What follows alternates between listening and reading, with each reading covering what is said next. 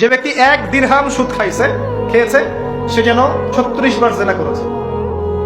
একবার জেনা করেছে, আপনি জানেন কথার কথা বললাম যে কারো পরিবারের কোন এক মেয়ে বা ছেলে জেনা করে ফেলেছে, নাউজুবিল্লাহ, ধরা পড়েছে এলাকার মধ্যে, মানুষ তাকে কি সম্মানের চোখে দেখে? ভবিষ্যতে সে যত ভালোই হয়ে যাক না কেন, ওর ঘরে বিয়ে দেওয়ার সময় মানুষ 1000 বার চিন্তা করবে, তাই না? তাই না বিষয়টা?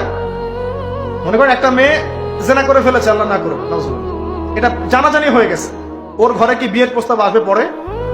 যদি ভালো হয়ে যায় তাও আসা খুব ডিফিকাল্ট। আল্লাহর মুমিন কোন বান্দা যদি চিন্তা করে, আচ্ছা আগে পাপ করেছিল, মাফ চেয়েছে, তওবা ইস্তেগফার করেছে, আমি তাকে বিয়ে করব, সেটা আলাদা বিষয়। কিন্তু স্বাভাবিকভাবে কিন্তু সমাজ এটাকে গ্রহণ করে না। একটা জেনার ক্ষেত্রে আমরা এইভাবে মানুষকে দেখি, আর 1 দিরহাম সুদের বিনিময়ে আপনি 36 বার জেনা করছেন। আল্লাহ আমাকে হেফাজত করুন, আল্লাহ আমাদের সবাইকে হেফাজত করুন। দূরে থাকতে হবে, থাকার চেষ্টা করতে হবে। আবু জাহেলের যুগে এরকম সুদ ছিল, এখনকার বিশ্বে রন্ধ্রে রন্ধ্রে। নবীজি তো আগেই বলেছেন মায়ের সাথে জেনা করার মতো পাপ। এই হাদিস তো জানেন আপনারা। সুদের 73টা শাখা আছে পাপের, তার সর্বনিম্ন শাখা হলো নিজের মাকে বিয়ে করা, নাউজুবিল্লাহ।